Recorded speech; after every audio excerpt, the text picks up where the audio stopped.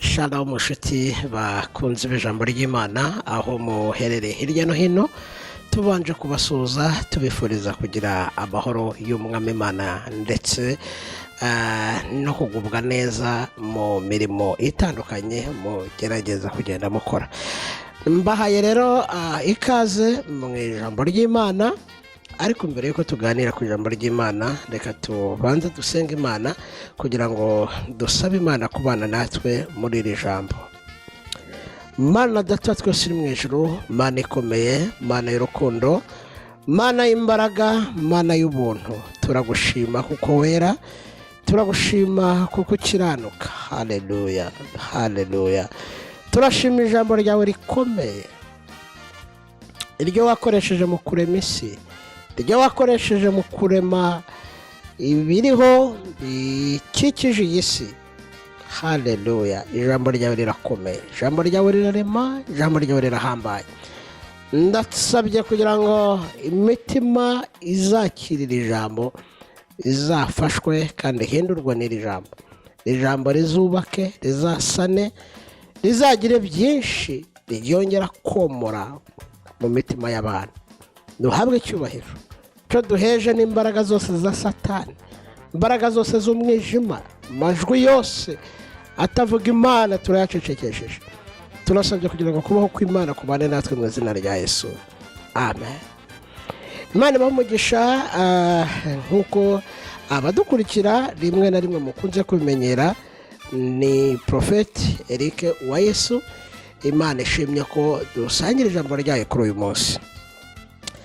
Ijambo ry'uyu munsi rero turarisanga mu gitabo cy'ubutumwa bwiza uko bwanditswe na Yohana, igice cya 11. Turasoma duhereye ku murongo waho wa 40 tuza kugeza ku murongo wa 44. Ubutumwa bwiza uko bwanditswe na Yohana, igice cya 11, turahera ku murongo wa 40 twumve icyo Imana ivugana natwe inyuze mu ijambo ryayo. Reka dusome ijambo ry'Imana. Yesu aramubwira ati, sinakubwiye nti niwizera uri bubone ubwiza bw'Imana? Nuko bakuraho igitare. Yesu arararama aravuga ati, Data, ndagushimye kuko unyumvise. Ubwanjye narinzi yuko unyumva iteka, ariko mbivugiye kubw'abantu bangose ngo bizere yuko ari we wantumye. Amaze kuvuga ibyo arangurura ijwi rirenga ati, Lazaro, sohoka. Uwari upfuye arasohoka, azingazingiwe mu myenda, amaguru n'amaboko, n'igitambaro gipfutse mu maso he. Yesu aramubwira ati, nimumuhambure mumureke agende, Imana ihimbazwe. Shuti mwene data, ndabizi neza ko mudukurikira muri benshi, abari mu mugabane wa Afurika, abari mu mugabane wa Aziya, abari muri Amerika, Canada, Australia n'ahandi. Reka tuvuge ngo ikaze mu ijambo ry'Imana. Ndabifuriza kunezezwa n'ijambo ry'Imana, ndabifuriza gufashwa, ndabifuriza kugubwa neza muri Kristo Yesu umwami twemera. Uyu munsi Imana yashyize ijambo ku mutima wanjye rivuga ngo nta bimenyetso Imana irakora. Nta bimenyetso bihari, nta reference, nta byo gushingiraho bihari, Imana irakora. Iki gitabo dusomye ni igitabo cyanditswe, ukurikije imyandikire y'iki gitabo, cyanditswe na Yohana. Ni umwe mu ntumwa, ntabwo ari Yohana umubatiza. Uyu ni Yohana wo mu ntumwa za Yesu Kristo, cyangwa se Yohana umwigishwa. Niwe wanditse iki gitabo dusomye cya Yohana, ni nawe wanditse ziriya nzandiko zindi 3 zigaragara, urwandiko rwa mbere rwa Yohana n'urwa kabiri ndetse n'urwa gatatu. Uyu Yohana bivugwa ko ari nawe wanditse igitabo cy'ibyahishuwe. Ibyo ntabwo ari byo nshaka gutindaho, ndashaka kugira ngo kumve neza impamvu y'aya magambo. Yohana ni umwe mu bigishwa babanye na Yesu cyane, kuko ni umuntu ukurikije cyangwa usomye neza iki gitabo cya Yohana, ni umuntu wanditse ibintu ubona ko yabonye n'amaso ye, ni umuntu wasobanuye neza. Hari abantu benshi bagerageje kuvuga kuri Yesu, abahanuzi baramuhanura, bandi bagerageza kumwandikaho ibintu bitandukanye, ariko Yohana we yamuvuze neza. Haleluya! Yavuze Yesu amuvuga muturutse mu mizi, aramusobanura. Niyo mpamvu mu gice cya mbere cya Yohana yandika yaravuze ngo mbere na mbere hariho Jambo, Jambo yahoranye n'Imana. Aravuga ngo kandi ijambo bene uwo yari Imana, ngo nta cyaremwe na kimwe kitaremwe nawe. Urumva we yaje mu buryo bwo gushaka kumusobanura neza. Uyu Yohana bivugwa ko iki gitabo cya Yohana cyaba cyaranditswe mu mpera z'ikinyejana cya mbere, wenda nko mu mwaka wa 85, nubwo batabiyemeranywaho neza abagerageza gusesengura ibijyanye na Bibiliya. Ariko ndashaka kugira ngo wenda twe gutinda kuri ibyo, tuvuge kuri uyu Yohana wagerageje kwandika ibintu kuri Yesu. Yarazi neza, yarafite ibihamya, agaragaza Yesu nk'umuntu wagiye akora ibitangaza, nk'umuntu wagiye ahumura impumyi, nk'umuntu wagiye gukora ibitangaza byo gukiza indwara zikomeye. Aha rero nashatse ko tuza noneho kuganira kuri iki gice cya 11 twasomyemo, aho titire yaho ivuga ngo Yesu azura Lazaro. Lazaro ni umwe mu muryango Yesu yakundaga. Lazaro yari afite bashiki be barimo Marita ndetse na Mariya. Marita akaba ari we wari mukuru kuri Mariya. Uyu Mariya uvugwa hano mu byibuke ni Mariya wa wundi wasize amavuta Yesu ku birenge. Rero Yesu yari inshuti y'umuryango. Bigaragara ko ahantu yajyaga ajya bagasangira, bagateka, bakishima, bakagira umwanya wo kuganira. Yesu yaba ananiwe akajyayo akaruhuka. Doko n'abantu bari bafitanye umubano wa cyane wa hafi. Igihe kiza kugera Lazaro ararwara. Arwaye bashiki be bamenyesha Yesu ko musaza wabo yarwaye. Yesu yari kumwe n'abigishwa be, yibereye mu murimo we, kuko n'ubundi akazi ke kari akazi ko gukorera Imana.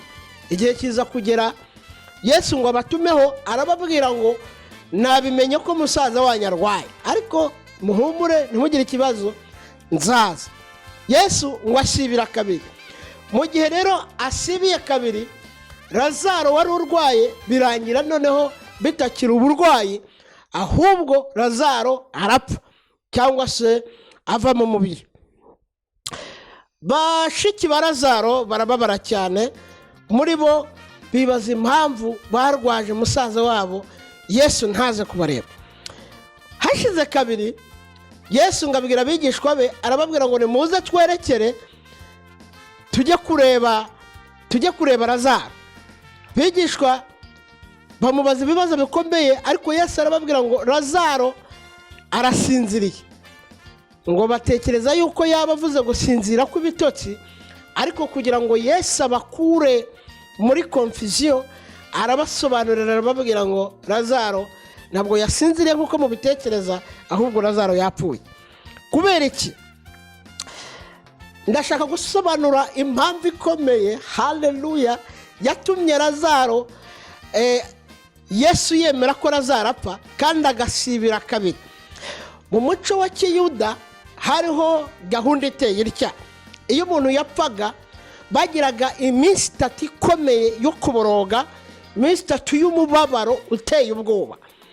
Noneho bakamara kuvuga ngo byatangiraga koroha kuva ku munsi wa 4, bakamara iminsi 30 abantu baza guhumuriza bene kubura umuryango cyangwa se bene kubura umuntu, bakaza kubahumuriza, bakaza gufata mu mugongo. Byari umuco w'Abayuda, nkuko no mu muco nyarwanda n'ubundi natwe tubigira. Iyo hari uwagize ibyago tumwegera tukamuhumuriza kugira ngo turebe ko yagerageza kugaruka mu buzima busanzwe. Yesu rero ngo yanze kujyayo ku munsi wa mbere no ku munsi wa kabiri, ntiyanajyayo no ku munsi wa gatatu, kuko mu muco w'Abayuda bemeraga ko umuntu yapfuye neza by'ukuri ariko ya minsi 3 y'imiborogo irangiye. nibwo bemeraga ko umuntu yapfuye. Yesu haleluya bari bamumenyereye nk'umuntu wakizaga indwara, bari bamumenyereye nk'umuntu wahumuraga impumyi bikemera, bari bamumenyereye nk'umuntu wavugaga ijambo ryo kwirukana abadayimoni bakava mu bantu, ariko bari bataramubona nk'umuntu uzura abapfuye koko bikemera. Aha rero hari igitangaza gikomeye Yesu yashakaga kwerekana, hari imbaraga Yesu yashakaga kwerekana. Mbibutse iki rero, mu buzima tubayemo bwa buri munsi hari uruhande Yesu yatweretse, hari uburyo tumuzi, ariko hari n'urundi ruhande ataratwereka. Hari ahantu Yesu yaguhisha atarakwereka, hari imbaraga ze utaramenya, hari ubushobozi utarasobanukirwa. Hari igihe rero yitinzamo gake, haleluya, kugira ngo abantu babanze babyegeranye bagere muri cya gihe cyo kuvuga ngo ibi byo ntibishoboka. Aho hantu Yesu arahakunda cyane. Yesu akunda ahantu abantu batangiye kubona ko bidakunda, batangiye kuvuga ngo ntibishoboka. Yesu arahakunda. Mwibutse ko turi ku ijambo rivuga ngo nta bimenyetso Imana irakora. Haleluya, haleluya. Nta bimenyetso bigaragara Imana irakora. Yesu ngo aza kuza haciyeho iminsi 4, ubwo ku myumvire y'Abayuda Lazaro yari yaratangiye kubora, umwuka ari waraheze, byari byararangiye. Yesu ngo ahagere, Marita ngo niwe wagiye kumusanganira, ngo ararira cyane, ngo aramubwira ati data mwigisha, iyo uza kuba hano ntabwo Lazaro aba yapfuye. Ariko Yesu yarazi icyo ari gukora. Haleluya. Yesu yarazi ikintu agomba gukora. Reka nkubwire, mu bigaragara situation urimo, iby'abantu bavuga, iby'amashuri ufite, iby'Imana ikubwira, iyo bisanishije n'ubuzima ubayemo, iyo bisanishije n'amagambo wumva, ubona bidashoboka. Ariko Yesu aho hantu arahakunda. Yesu akunda ahantu umuntu yicara umunsi umwe, iminsi 2, iminsi 3, akanariza akavuga ati ibintu Yesu yampaye morale nyine, niba ari n'abahanuzi nabo bampaye morale, ariko kameme ntabwo bishoboka. Ahantu Yesu arahakunda kuko niho abashaka kugaragariza imbaraga ze. Yesu ngo ahagere, ngo akomezanya na Marita, ngo Mariya nawe ngo aza yiruka kuko yari amenye ko Yesu yahageze. Ngo abari kumwe na Mariya barimo bamuhumuriza, bamufata mu mugongo, ngo babonye yirutse, ngo bamwiruka inyuma batekereza ko hari yabagiye ku gituro. Ngo babona yikubise imbere ya Yesu, avuga amagambo amwe nayo Marita yavuze, aravuga ngo mwigisha. Haleluya. Iyo uza kuba hano ntabwo umusaza wacu barapfuye. Yesu aramubwira ngo niwizera. Haleluya. Iri jambo ndarikunda. Niwizera. Ntabwo Imana idusaba ibyo tudafite, ntabwo Imana igusaba diplome ihanitse, ntabwo Imana igusaba amafaranga, no. Imana igusaba ikintu kimwe gusa cyitwa kwizera. Umva nkubwire, ntabwo nzi ikibazo urimo, sinzi ikigeragezo ufite, ariko kwizera kurarema igitangaza. Yesu, babigishwa bari kumwe na Yesu, ibyo byose barabikurikiraga. Marita na Mariya nabo bose bari kumwe n'abandi Bayuda bari baje kubasura, ndetse n'abafarisayo bari aho ngaho, bo batanemeraga ibitangaza bya Yesu, ngo bari bitwaje amabuye bavuga bati aramuka aje nkuje gushinyagura turamwicisha amabuye. Yesu ngo yihuta, ahantu hakunda ngo yihuta, ababwira ngo nimunyerekeze aho Lazaro ari. Imana ishimwe. Ku murongo twasomye ngo Yesu aramubwira ati sinakubwiye nti niwizera uri bubone ubwiza bw'Imana? Ndagira ngo wizere Imana iguhishurira ubwiza bwayo. Ngo baragenda, ngo bahageze, ubwo ni nako ngo abantu bari benshi cyane bavuga ngo reka turebe uyu muntu wabeshyaga ko akunda uyu muryango. Ubwo niko abantu barimo bagenda bavuga amagambo atandukanye, batari kubundi ko yarashoboye guhumura impumyi, ko yarashoboye gukiza indwara, kuki ataje uyakirwaye ngo nawe amukiza mugirire neza. Umva sha, hari ibintu abantu bamenyereye ko bishoboka, hari n'ibindi abantu batigeze batekereza mu bwenge bwabo, hari n'ibindi abantu badashobora gushyikira. Iyo bakoze amanalize ntibashobora kubishyikira. Ibyo bintu Yesu arabikunda. Yesu ngo ababwira ijambo rikomeye, arababwira ngo nimubanze mukureho igitare. Imana himbazwe. nimubanze mukureho igitare. Ngo bamare gukuraho igitare, Yesu avuga ijambo nakunze, ngo arasenga abwira data, aramubwira ngo nzi yuko usanzwe unyumva. Haleluya. Aramubwira ngo ariko kubw'aba ngo se kubw'aba. Haleluya. Hari ibintu Imana igiye gukora kubw'urusaku rw'abakuvuga rumaje kuba rurerure. Hari ibintu Imana igiye gucecekesha, hari n'ibyo igiye kwerekana mu maso y'abantu, kubera ko abantu batizera batanemera imikorere y'Imana wakurikiye bimaje kuba byinshi. So aha rero Imana igiye kugaragaza imbaraga zayo. Turi ku ijambo rivuga ngo nta bimenyetso bihari, nta byo gushingiraho bihari, Imana irakora.